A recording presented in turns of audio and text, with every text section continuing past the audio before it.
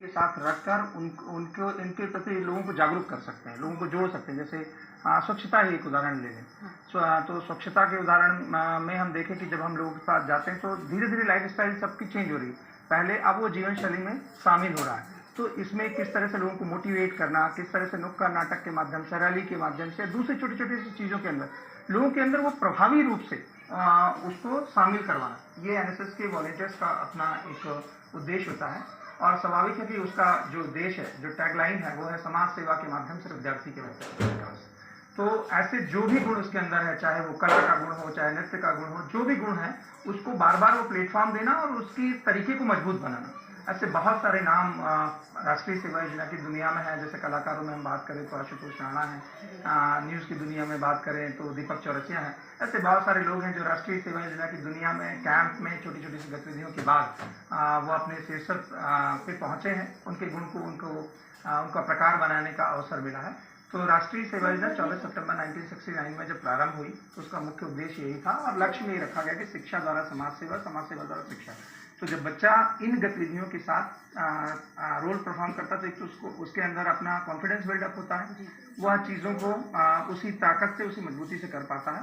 और जो जैसे कि कैंप्स होते हैं, ये तो एक्टिविटीज़ की बात हुई। जब कैंप होता है तो सुबह 5 बजे से लेकर रात को 10 बजे तक उनका अपना एक शेड्यूल होता है, जो टाइम मैनेजमेंट के साथ साथ उन गतिविधियों को किस तरह से लीड करना है, समाज के बीच में किस तरह से गतिविधियां करना, और कैंपस टू कम्युनिटी, कैंपस में सीखने के बाद कैंपस में कम्युनिटी में जाकर कैसे डिलीवर करना है, कम्युनिटी के लोगों को किस तरह कैंपस में दी गई शिक्षा द्वारा समाज सेवा द्वारा शिक्षा, इस लक्ष्य के साथ कैसे कोऑर्डिनेट करना है। ये सब चीज़ें जब एनएसएस का वॉलंटियर करता है तो उसके अंदर उसके गुणों का विकास होता है, उसकी कैपेसिटी का बिल्डअप होता है। इससे जब भविष्य में वो कभी साक्षात्कार या दूसरी चीज़ों के लिए आगे बढ़ते हैं, कभी किसी कॉम्पिटिटिव एग्जाम के लिए आगे जाते हैं, और बहुत सारे, क्योंकि हमारे पास ये राष्ट्रीय सेवा योजना की अपनी एक स्ट्रेंथ है कि बहुत सारे ऐसे उदाहरण हैं, चाहे वो आईएएस की फील्ड में हो, चाहे पीएस की फील्ड में हो, चाहे नेतृत्व की फील्ड में हो। ऐसे बहुत सारे उदाहरण हैं जो लोग ये मानते हैं कि राष्ट्रीय सेवा योजना में होने की वजह से उनको वो अवसर मिले जिससे आज वो इन स्थानों पर पहुंच पाने में उनको बहुत सहायता मिली है या वो पहुंच पाए। छोटे शब्दों में कहा जाए तो एक जिम्मेदार नागरिक बनाने का काम एनएसएस करता है। जी बिल्कुल जी। आगे हमें माधुरी जी ये बताइए कि किस तरीके से बच्चों का वहाँ पर वो रहता है, शेड्यूल क्या रहता है, कैंप में वो किस तरीके की एक्टिविटी करते हैं एनसीसी की ट्रेनिंग के दौरान? जी, एक्टिविटी तो सबसे पहले इनको ब्रीफिंग अप दे दिया जाता है कि इनको मतलब परिवार से ये 7-8 दिन या 10 दिन के लिए बाहर रहेंगे। फर्स्ट टाइम उनको अपने आप को खोलने के लिए मौका मिलता है। जो चीज़ वो घर पे नहीं कर पाते थे या फिर जो चीज़ वो स्कूल या कॉलेज में बंधक में रह के करते थे, यहाँ पर उनको पूरा अपना टैलेंट शो करने के लिए अपॉर्चुनिटी मिलता है। और वो पूरी कोशिश करते हैं कि जो अपॉर्चुनिटी उन्हें मिला है वो पूरी स्ट्रेंथ के साथ वो शो करें। या तो कल्चरल प्रोग्राम हो जाए या फिर ब्लड डोनेशन कैंप्स हो जाए या फिर किसी भी तरह की एक्टिविटी होती है उसमें खुल के वो भाग लेते हैं। और भी बहुत सारे गतिविधियां होती है, जैसे उनको लेक्चर्स वगैरह दिया जाता है, हेल्थ और हाइजीन के बारे में भी बताया जाता है। और बहुत सारे गेम स्पोर्ट्स साथ में इंटीग्रेट कर देते हैं। और स्कूल्स के बीच में उनको कॉम्पिटिशन्स दिलाया जाता है, तो उनको वो जीतने की भावना रहती है। तो वो उसी तरह से अपने साथियों को लेके टीम वर्क कैसे सीखें और खुद को किस तरह से आगे बढ़ा सके, वो सब ये लोग अच्छी तरह से कैंप में सीखते हैं। और किस उम्र से मैं सीखना चाहूँगी, किस उम्र से ज्वाइन कर सकता है? मिनिमम एज इनका 13.5 है। जब वो 8 में रहते हैं 13.5 कंप्लीट कर लेना चाहिए। और 18 ईयर्स तक उनका मतलब ज्वाइन कर सकते हैं। तो ये 3 लेवल के सर्टिफिकेट कोर्स होते हैं। जो स्कूल लेवल में होता है वो जूनियर विंग और जूनियर डिवीजन कहलाता है, और इनको ये सर्टिफिकेट का एग्ज़ाम देना पड़ता है और ये 2 साल का ड्यूरेशन रहता है। तो कंटिन्यू उनको 8th और 9th में इनको कंटिन्यूसली एनसीसी से जुड़े रहना पड़ता है। और जब बी सर्टिफिकेट और सी सर्टिफिकेट की बात हुई तो ये कॉलेज लेवल पे होती है। तो इस तरह से इनको तीनों सर्टिफिकेट इनके हाथ में है, तो फिर इनके लिए बहुत सारी अपॉर्चुनिटीज ओपन हो जाती है, खुल जाती है। मतलब 13.5 वर्ष से लेकर 18 वर्ष जी। तक के बच्चे जो हैं वो इसमें ज्वाइन कर सकते हैं। यस। और कॉलेज में भी अगर बात करें तो Yes. उस उम्र के बच्चे भी इसके जी। आगे की एक्टिविटीज में हाँ। पार्टिसिपेट कर सकते हैं। बहुत अच्छी बात आपने बताई यहाँ पर। राहुल परमार जी, आपसे ये बात हम आगे के लिए जानना चाहेंगे कि नौकरी की अगर हम बात करें तो आगे बच्चे जब पढ़ते हैं, नौकरी के क्षेत्रों में जाते हैं अपने अलग, तो वहाँ पर क्या इस एनएसएस और एनसीसी की ट्रेनिंग का कुछ फायदा उन्हें मिलता है अपने जीवन में? जी बिल्कुल। स्वाभाविक से जैसे अभी इससे पहले जब मैं गतिविधियों की बात कर रहा था तो एक प्लेटफॉर्म पर आकर अपने आप को मजबूत कॉन्फिडेंस बिल्डअप करने की बात तो हुई, लेकिन जिस तरह एनसीसी में एबीसी सर्टिफिकेट है, मध्य प्रदेश ने भी 1990 में, जब भारत सरकार ने 1988 में ये सुनिश्चित किया कि एनएसएस अब केवल कॉलेज नहीं स्कूल के विद्यार्थियों के लिए भी होगी, और उस वर्ष मध्य प्रदेश ने एक इनिशिएटिव लिया और प्रमाण पत्रों की श्रेणीबद्धता के लिए एबीसी सर्टिफिकेट राष्ट्रीय सेवा योजना में भी प्रारंभ किया। और ये तो अब एक मतलब एक अच्छा मैसेज है कि भारत सरकार ने भी अब एबीसी सर्टिफिकेट का जो डिवीजन है वो भारत सरकार ने भी ये सुनिश्चित किया कि पूरे देश में इसको लागू होगा। नवाचार वो मध्य प्रदेश का था। तो ये प्रमाण पत्र वही है, 11वीं और 12वीं में जब बच्चा आता है तो उसको स्कूल में वो रहता है, एनएसएस 2 साल 240 घंटे की गतिविधि करने के बाद उसको ये सर्टिफिकेट मिलेगा। कॉलेज में जब वो रहेगा बी और सी सर्टिफिकेट है। तो इन सर्टिफिकेट के बहुत सारे राज्य सरकारों ने अलग अलग तरीके से उसके नंबर दिए हैं। जैसे एनएसएस की दृष्टि से मैं बात करूं तो जब हम उच्च शिक्षा के लिए जाएंगे, स्कूल में अगर हमने ये सर्टिफिकेट है हमारे पास, हाई एजुकेशन के लिए जाएंगे तो आपके प्राप्तांक का 2% अगर वो सर्टिफिकेट आपके पास है तो आपको ऑटोमेटिक उसकी अधिमान्यता मिलेगी। जब आपके पास बी सर्टिफिकेट है तो आपके प्राप्तांक का 3% और सी सर्टिफिकेट है तो 4%। ये अधिमान्यताएं अपने आप मिलती हैं। कैंप्स में भी, कैंप्स के जो सर्टिफिकेट है, जो दिल्ली की गणतंत्र दिवस परेड शिविर है, अगर वो शिविर आपने किया है तो उसमें 5% की अधिमान्यता मिलती है। और अगर आपने इंटरनेशनल लेवल पर जाकर देश का प्रतिनिधित्व किया है तो उसका 15% का अधिमान्यता आपको आपकी मैरिट के लिए दी जाती है।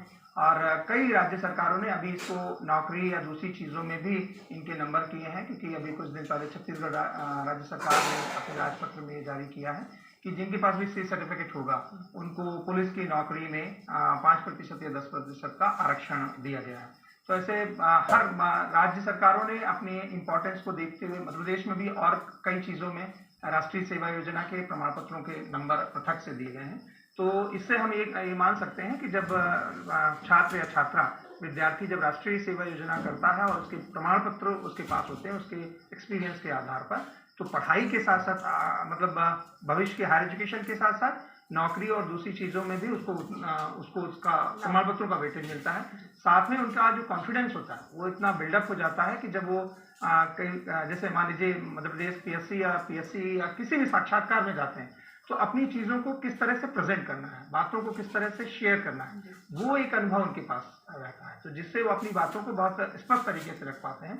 तो मुझे लगता है कि जो समिति होती होगी या जो एक ग्रुप होता है उसके ऊपर उसका प्रभाव बहुत स्पष्ट दिखता है। और इसीलिए राष्ट्रीय सेवा योजना की वॉलंटियर का जो सफलता का प्रतिशत है वो ज़्यादा है। जो उसका विद्यार्थी कभी भी किसी भी परीक्षाओं या साक्षात्कार में जाता है तो उसका प्रतिशत का अंक जब भी एक सामान्य विद्यार्थी से या दूसरे विद्यार्थियों से निकाला जाता है तो जाता है।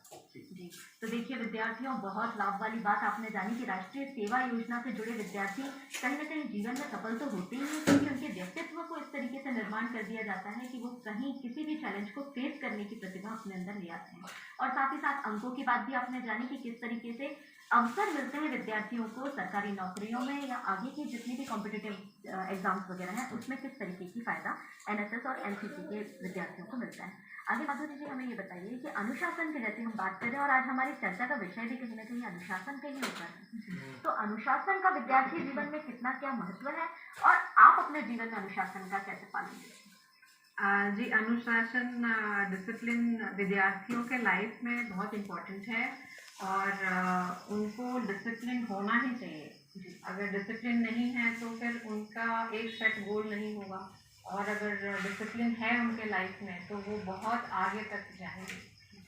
जैसे स्टूडेंट लाइफ से लेकर जब तक वे जॉब पकड़ते हैं तब तक बहुत सारी कठिनाइयाँ और परेशानियाँ आते हैं, लेकिन उनको उस पतंग की तरह उड़ते रहना है और ऊंची आसमान छूना है और मैं ये बोलना चाहती हूँ कि kite always flies against the wind. तो इसी तरह विद्यार्थियों को भी डट कर कोई भी चीज़ का मुकाबला करना चाहिए, और जैसे उनको सुबह से लेकर शाम तक या फिर रात तक उनकी टाइम टेबल रहनी चाहिए, जो अपने पढ़ाई को लेकर अपने जो गतिविधियां हैं उन सबों को लेकर सेट गोल रहना चाहिए, तभी वे आगे बढ़ने सकेंगे और उनकी जो गोल है वो फुलफिल हो पाएंगे। और मैं अपने बारे में बोलूँ तो मैं बचपन से ही अनुशासित थी, क्योंकि मेरे फादर सिविल सर्विस में थे और हमें घर में बहुत स्ट्रिक्टनेस से रखा जाता था। हालांकि हम लोग 4 भाई बहन थे, तो 3 भाई थे मेरे, तो एक मैं अकेली थी, फिर भी मुझे उतना लिबर्टी नहीं दिया गया। और वो बचपन की बात बोले तो हमेशा बोलते थे कि 6 बजे के पहले घर आ जाया करो, कहीं भी हो आपके पास वो फ्रीडम है, आप जहाँ जाना चाहते हो, जो करना चाहते करो, but this is the time limit. ये मैं फॉलो करती थी, वो स्कूल लाइफ में हुआ। फिर जब कॉलेज गई तो 10th के बाद मैं बाहर हॉस्टल में रहने लगी, एंड मैं शायद 9 साल से हॉस्टल में ही थी। लेकिन हॉस्टल में भी क्या करते हैं, लड़कियां या फिर लड़के अगर रहते हैं तो बहुत सारे एडवांटेजेस लेते हैं अपने पेरेंट्स के, मतलब घर से बाहर हैं, बट मेरा वैसा नहीं था। हम लोग वहाँ के जो नियम कानून थे तो वो चीज़ हम लोग बहुत सहजता से फॉलो करते थे। जो भी टाइम टेबल दिया जाता था और जो भी बोला जाता था मैं बहुत अच्छे से फॉलो करती थी। तो बचपन से लेकर यूथ में भी मैंने डिसिप्लिन फॉलो किया है, एंड डिसिप्लिन के कारण ही ये पॉसिबल हुआ कि मैं आज यहाँ पर हूँ। और अभी भी जैसे अभी जो अडल्ट लाइफ है उसमें भी अर्ली मॉर्निंग 4:30 उठती हूँ, और बाकी जो भी कार्य है घर के वो कर लेती हूँ। फिर स्कूल के काम, फिर ऐसे टाइम निकाल के आपके सामने भी आ गई। और अनुशासन सबके जीवन में रहना चाहिए। जी। तो देखिए विद्यार्थियों, आपको मिली है यहाँ पर बहुत बड़ी एक टिप कि अनुशासन से ही जीवन के रास्ते बनते हैं, राहें आसान होती हैं। जितने आप अनुशासित रहेंगे, जीवन की कठिनाइयों को फेस करने की ताकत आप में अपने आप आएगी। रवीना जी, आपसे पूछेंगे कि अगर केंद्र सरकार की हम बात करें तो क्या कोई नई पहल उन्होंने दिखाई है एनएसएस के लिए, जो आज के डेट में हम बात करना चाहेंगे? बिल्कुल। देखिए, ये कार्यक्रम भारत सरकार का है, जी। और क्योंकि जैसा मैंने आपको बताया कि 24 सितंबर 1969 को जब प्रारंभ हुआ था तो ये शिक्षा विभाग के अंतर्गत हुआ था। फिर उसके बाद जैसे आगे हुआ और एक नया विकास हुआ तो मानव संसाधन विकास मंत्रालय बना, राष्ट्रीय सेवा योजना उसके अंतर्गत काम करने लगा। वर्तमान में जब हम बात करें तो राष्ट्रीय सेवा योजना युवा कार्यक्रम खेल मंत्रालय के अंतर्गत होता है। तो कार्यक्रम के निर्देश और एक जो सोच है वो भारत सरकार से आती है। तो इसलिए जैसा मैंने आपको उस समय में बताया कि राष्ट्रीय सेवा योजना शिविरों की श्रृंखला तो इकाई और संस्था के सदस्य हैं, लेकिन भारत सरकार ने पूरे देश में किस तरह संस्कृति और एकता और अखंडता को जान सकते हैं, समझ सकते हैं, उसमें कंट्रीब्यूट कर सकते हैं, इस दृष्टि से राष्ट्रीय एकता शिविरों का प्रचलन शुरू किया। उसके बाद अपने गणतंत्र दिवस परेड शिविर की सहभागिता की, हम लोग को पहाड़ों को माउंटेनिंग की ट्रेनिंग हो सके, इसलिए राजीव गांधी एडवेंचर्स कैंप प्रारंभ हुए। और बीच बीच में जैसे HIV के विरुद्ध जब पूरे देश में एक जागरूकता लानी थी, यूनिवर्सिटी टॉप एड्स प्रोग्राम चालू किए। इस तरह भारत सरकार लगातार नए ऐसे प्लेटफॉर्म, एक सोच या लक्ष्य निर्धारित करती है जिस पर चलकर युवा समाज के साथ कनेक्ट हो सकता है, उनसे अपनी लीडरशिप में अपनी जानकारी को समाज के बीच में बोल सकता है। और उसके बाद जैसे इन सब चीज़ों को करने के बाद अगर आप एक उत्कृष्ट स्वयंसेवक के रूप में कार्य कर रहे हैं तो विदेशों में मैत्री शिविरों में जब हम सहभागिता करते हैं तो भारत सरकार की राजदूत के रूप में सहभागिता करते हैं, तो ये अवसर तो अपने आप में है। और ये छोटी छोटी सी गतिविधियां जब करते हैं तो भारत सरकार के अवसर पर जब 1993-94 में राष्ट्रीय सेवा योजना का रजत जयंती वर्ष मना, तो भारत सरकार ने ये पहल की कि जो उसके स्वयंसेवक हैं, जो उसके प्रभाव ऑफिसर्स हैं, जो उसके कोऑर्डिनेटर्स हैं, जो उसकी विश्वविद्यालय की इकाइयां हैं, इनके स्वैच्छिक रूप से, क्योंकि शिक्षा के साथ साथ काम करने वाली चीज़ें हैं, तो शिक्षा के साथ साथ जो स्वैच्छिक वर्क हो रहा है इसको मान्यता देने के लिए उन्होंने एक पुरस्कार प्रारंभ किया, जिसका उस समय नाम इंदिरा गांधी एनएसएस पुरस्कार था। वर्तमान में इसको एनएसएस पुरस्कार के रूप में जाना जाता है। जिसमें जो राष्ट्रीय सेवा योजना का वॉलंटियर 2 वर्ष न्यूनतम जो 2 वर्ष की राष्ट्रीय सेवा योजना की गतिविधियां उन्होंने की है, जो आधिकारिक प्रमाण पत्र उसको प्राप्त किया, उसके साथ जो भी अवेयरनेस की गतिविधियां, चाहे वो प्लांटेशन हो, चाहे वो ब्लड डोनेशन हो, चाहे स्वच्छता हो, चाहे आपका गोदग्राम के अंतर्गत काम करने का हो, जितनी भी गतिविधियां हैं, चाहे मतदाता जागरूकता की, इन गतिविधियों में जो भी उनका प्रदर्शन है उसके आधार पर और शिविरों की सहभागिता के आधार पर एक परफॉर्मे के आधार पर वो पुरस्कार के लिए अप्लाई कर सकते हैं। और उसी के पहल पर, भारत सरकार की पहल पर कई राज्य सरकारों ने भी राज्य स्तर के पुरस्कारों की भी सहभागिता को प्रारंभ किया है। जैसे मध्य प्रदेश ने इसमें इनिशिएटिव लिया और जब सदी परिवर्तन हुआ तो सदी परिवर्तन के समय 2000 से मध्य प्रदेश राज्य स्तर राष्ट्रीय सेवा योजना पुरस्कार और प्रशस्ति को प्रारंभ किया। तो इसलिए राष्ट्रीय सेवा योजना में पुरस्कारों की और शिविरों की एक लंबे अवसर हैं, जिनके माध्यम में विद्यार्थी उनसे जुड़कर इन अवसरों को प्राप्त करके अपने व्यक्तित्व को तो बड़ा कर ही सकते हैं, लेकिन उनके साथ साथ ये मान सकते हैं कि इन चीज़ों को प्राप्त करके वो अपने आप को समाज में कहीं स्थापित भी कर सकते हैं। क्योंकि जब हमको कोई उपलब्धि प्राप्त होती है तो समाज के अंदर हमारा अपना एक अलग सा ऑरा बनता है, हमको उन चीज़ों के लिए जाना जाता है, हमारे कंट्रीब्यूशन को उन चीज़ों के पीछे उस परिप्रेक्ष्य में खड़े होकर देखा जाता है। तो मुझे लगता है कि इससे उसका अपना जो तरीका है, उसके प्रेजेंटेशन का जो तरीका वो महत्वपूर्ण बड़ा होगा। मतलब छोटे शब्दों में कहा जाए तो विद्यार्थी जीवन से एक पहचान उन्हें मिल जाती है। जी बिल्कुल। व्यक्तित्व तो अपनी जगह हो ही रहा है, पहचान वो विद्यार्थी जीवन से अपनी वो विद्यार्थी अपने विद्यार्थी से संस्था की संपत्ति बनने का काम करता है। क्योंकि जब हम संस्थाओं में रहते हैं विद्यार्थी के रूप में तो कई हजारों विद्यार्थी पढ़ते हैं, लेकिन जब इस तरह की उपलब्धियों के साथ वो आ जाता है तो विद्यार्थी संस्था की संपत्ति बन जाता है। कई बार संस्था के जो गोल्डन बोर्ड होते हैं, नेक्स्ट की टीम होते हैं, उस समय ये उपलब्धियां संस्था उस विद्यार्थी की वजह से संस्था जब जानी जाती है तो संस्थाओं को कैरी ऑन, संस्थाओं का लीडरशिप करने का अवसर विद्यार्थी के पास होता है। बहुत अच्छी बात आपने हमें बताई। और चलिए दर्शकों, यहाँ पर वक्त हो गया है किसी पर्यटन स्थल की सैर करने का, तो आइए चलते हैं अमरकंटक की तरफ। सर 50,000 एडवांस, इतना कैश तो नहीं ना, और आज बैंक भी बंद है। इलाज है डिजिटल पेमेंट का आसान सेटल। अरे घबराइए मत, सावधानी के साथ करेंगे तो कोई साइड इफेक्ट भी नहीं होगा। फोन नहीं मुझे क्या फोन नहीं, डिजिटल पेमेंट से लेन देन हो सकता है, आसान, सुरक्षित और तेज। मैंने तो इन्हें डिजिटल पेमेंट सिखा दिया है। आपने, क्योंकि RBI कहता है कि डिजिटल पेमेंट अपनाओ और को भी सिखाओ। अपने घर के सामने पड़ा था।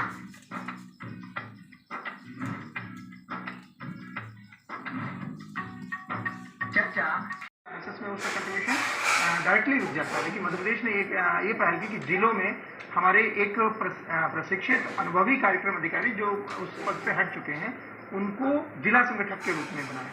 तो ये पहल भी पूरे देश में बहुत महत्वपूर्ण है और भारत सरकार ने भी अभी ये सुनिश्चित करना शुरू किया है कि हर राज्य इस पहल को महत्वपूर्ण माने और जिला संगठक या जिला नोडल के रूप में काम हो। इसी तरह से पुरस्कारों में जैसा मैंने बताया कि जब भारत सरकार ने पुरस्कार दिए तो मध्य प्रदेश ने भी एक पहल की और मध्य प्रदेश राज्य स्तर राष्ट्रीय सेवा योजना पुरस्कार शुरू किए। शिविरों की श्रृंखला देखिए तो ट्रेनिंग में अगर स्टेट कैंप तो शुरू किया, साथ में विश्वविद्यालय में और बेहतर वातावरण का निर्माण हो, लोगों के बीच में ट्रेनिंग बेहतर हो, एक सेल्फ डिसिप्लिन अच्छा वॉलंटियर बन सके तो यूनिवर्सिटी कैंप्स की शुरुआत की, जिला कैंपों की शुरुआत की। ये सारी परिवर्तित शिविर हैं और इनका आधार वही जो भारत सरकार का इकाई का कैंप है वही है, लेकिन ये वो प्रयोग थे जिनके आधार से कई अवसर मिल गए। हम कभी एक कैंप करने के बाद साल भर में अब अगली बार जब साल आएगा तभी कैंप जा पाएंगे। इसकी जगह ये हुआ कि जो लोग एक्टिव हैं, जो लोग लीडरशिप कर सकते हैं, उनको कई चरणों के अवसर प्राप्त हो गए तो वो अपनी लीडरशिप को वहाँ से बेहतर करते हैं। मध्य प्रदेश शासन ने कई ऐसी पहल की और इसके अलावा बहुत सारे, चाहे चिंतन शिविर हो, चाहे महू का जो प्रतिभूमि प्रोग्राम था, इस तरह के प्रोग्राम हो, तो ऐसे बहुत सारे प्रोग्रामों की मध्य प्रदेश शासन ने पहल की और जिसको भारत सरकार ने सराहा है और उसको समय पर उसको मोटिवेट किया। निश्चित तौर पर सरकार की ये जो पहल है ये कहीं ना कहीं लाभान्वित कर रही होगी विद्यार्थियों को। आगे माधुरी जी हमें ये बताइए कि जैसे अभी बात चल रही थी चयन प्रक्रिया की, कि कई बार हम देखते हैं कि बच्चे इस तरीके के डाउट में रहते हैं कि हाइट ज़्यादा है तो ही हम इसमें जा सकते हैं, तो और भी किसी तरीके के बंदिशें या वो रहती हैं सिलेक्शन प्रोसीजर कि हेल्थ या मेडिकल इससे रिलेटेड जो बच्चों को पास करना जरूरी होता है? जी, बहुत अच्छा क्वेश्चन पूछा आपने। एनसीसी में बेसिकली डेफिनेटली हम लोग हेल्थ हाइट को देखते ही हैं। इसमें जो हेपेटाइटिस के पेशेंट हैं उनको नहीं लिया जाता है जी, और उनको फिज़िकल फिटनेस होना बहुत ज़रूरी है उनको पहले तो 1-2 राउंड्स लगवाते हैं, उसी में पता चल जाएगा कौन बच्चा हाँफ रहा है, कौन आगे बढ़ सकता है, कौन रेगुलर रहेगा नहीं रहेगा, वो सब पता चल जाता है। जी जी। और बाकी कोई क्रॉनिक डिजीज है तो नहीं लिया जाता है, अदरवाइज फिट एंड फाइन उनको पूरी तरह से रहते हैं। और हेल्थ एक क्राइटेरिया हो जाता है। और डेफिनेटली ओबेस या मोटापा ऐसा कुछ है तो वी रिजेक्ट देम। और हम बोलते हैं you take a better opportunity, आप कॉलेज लेवल पे जाएं, तब तक अपने आप को स्लिम ट्रेन कर लें। और हाइट रफली 150 सेंटीमीटर रहता है, सेंटीमीटर न्यूनतम। हाँ ये। और वो तो अभी जो नए जैसे जूनियर विंग है, जूनियर डिवीजन है, उनके लेवल का है। बट जो एक्चुअल सिलेक्शन होती है बाकी फोर्सेस में, तो वो उनके क्राइटेरिया अलग होते हैं। जी, तो हम लोग को जो मिनिमम यूनिट शेड्यूल दिया जाता है, हम उसी के आधार पर उनको सिलेक्ट करते हैं। और उनका एक्चुअली 7th में पास परसेंट 75% होना ज़रूरी है, उनका अटेंडेंस होना ज़रूरी है, तो ये सब भी हम लोग देखते हैं। तो एवरेज इन एन एवरेज